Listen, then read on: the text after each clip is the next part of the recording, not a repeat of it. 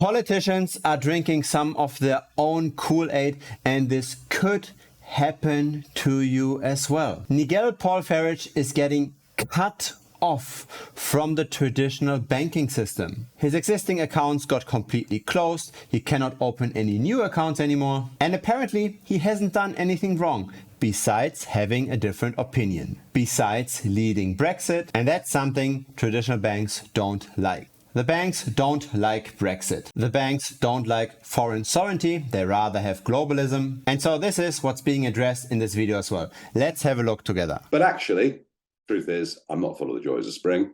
I've been living with something for the last couple of months that may well fundamentally affect my future career going on from here and whether I can even stay living in this country. I have been with the same banking group since 1980. I've had my personal accounts with them since that date, and my business accounts right through the 1990s, when I worked in the City of London, and in recent years too. I'm with one of the subsidiaries of this big banking group, one with a very prestigious name, but I won't name them just yet. I got a phone call a couple of months ago to say, we are closing your accounts. I asked why. No reason was given. I was told a letter would come which would explain everything.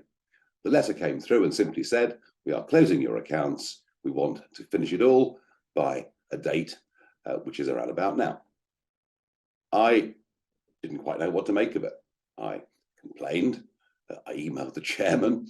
A lackey phoned me to say that it was a commercial decision, which I have to say, I don't believe for a single moment. So I thought, well, there we are. I'll have to go and find a different bank. I've been to seven banks actually, asked them all, could I have a personal and a business account? And the answer has been no in every single case. There is nothing irregular or unusual about what I do. The payments that go in and come out every month are pretty much the same. I maintain in my business account quite a big positive cash balance, which I guess with interest rates where they are, is pretty good for the bank too. So why is this happening to me? Well, one explanation is this. A few years ago, the European Union came up with a definition of somebody called a PEP, a politically exposed person. Now, this could range from anybody from a prime minister down to a local councillor. I think the reason for it was, were people in politics open to bribery? Could foreign governments from Ukraine or China or wherever else it may be, could they be pumping money into the accounts of corrupt politicians? So I kind of understand that and get that. But it's all about interpretation, isn't it? And what the banks argue is that to maintain an account for a politically exposed person gives them increased costs of compliance. Now, I have spoken to the city minister in this country, and there is some hope that this EU definition, which came into British law, may be moderated in some way. We'll have to see. But of course, any bank, any organization can choose to interpret a PEP and whether they want the account in any way they choose. To my knowledge, I don't think anybody has been treated like me in the world of politics. But then the banks, you see, themselves are part of the big corporate structures in this country. These are the organizations who did not want Brexit to happen. And I think in my case, probably the corporate world will never, ever forgive me. Because they know if I hadn't done what I did with the help of thousands of people in our People's Army, there never would have been a referendum, let alone a victory. I'm the one that is to carry the blame. So that's the second possible reason why I can't get a bank account, prejudice that comes from our institutions. But I think there's a third reason. A few months ago in the House of Commons, Sir Chris Bryant, chairman of the Privileges Committee, said, using parliamentary privilege, that I had received large sums of money directly from the Russian government, and he named a calendar year in which it had happened. Truth is, I didn't receive a penny from any source with even any link to Russia.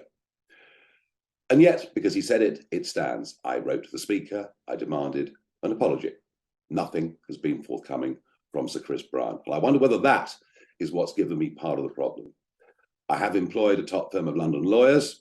I'm going through a series of subject access requests to find out what is held on me by the international agencies and by the bank that wants to close me down. But think about it. Without a bank account, you effectively become a non-person. You don't actually exist. It's like the worst regimes of the mid-20th century, be they in Russia or Germany. You literally become a non-person. And you don't anymore, you did in the past, but you don't anymore actually have a right to be entitled to a bank account. Now, there is a possibility through a fintech company that I could find some means of receiving and paying money, which could be a little bit of a lifeline, but it's not a bank account because I won't be able to earn any interest on positive cash balances. I won't be able to borrow money if I need to at any point or take out a mortgage, should I so desire. Now, that will be completely denied to me. I won't be able to have a debit card linked directly to my account. I won't really be able to exist and function in a modern 21st century Britain. So I will tell you more about this on GB News at 7 o'clock tonight as to what my decision is, but I'm beginning to think that perhaps life in the United Kingdom is now becoming completely unlivable because of the levels of prejudice against me. I'll give you more of my thoughts at 7 o'clock tonight on GB. So independent of where you're standing with this whole Brexit situation, I don't think somebody should be cut off from financial services because of having an impact that some important people don't like. I almost argue that doing financial transaction is a form of free speech. How can you really have any significant impact without being able to receive and send money? So that's the problem with those arbitrary laws, with this arbitrary regulation. We saw this with the truck drivers in Canada that protested. Now we're seeing it with the head that was leading Brexit. And the problem is we can't say where this will stop. How often will this tool be used? On how many people will it be used? Will you be maybe more cautious of what you're saying publicly because it might impact whether or not you can bank in the future? Cutting somebody off from doing finances is an extreme measure that should at least go through a judge. It shouldn't just follow because of an arbitrary accusation that some competing politicians might have made. And so here we go again. Bitcoin fixes this. Bitcoin is censorship resistant and it protects us against government overreach. So it's not just a hedge against inflation, it's also a hedge against arbitrary rules. I'm not saying that you need to have all of your money in crypto, but having some capital on the side that protects against the ever increasing arbitrary enforcement actions. It's probably not a bad idea to have that kind of insurance. More and more people are waking up to this fact. Now we've got more than 1 million wallets that hold at least one Bitcoin. So look at this. This is a long-term chart starting in 2010 all the way to today. This orange line, this is the number of wallets that hold at least one Bitcoin. It's now at 1,005,884 wallets. So when people say Bitcoin has no use case, Bitcoin is just a greater fool's game and everybody just tries to sell higher, maybe that's not the case. Being protected from the ever increasing fiat inflation and from government overreach is, I think, one of the best characteristics of any long-term savings vehicle that you can have. Bitcoin fixes a lot of things. Keeping governments in check is probably one very important thing.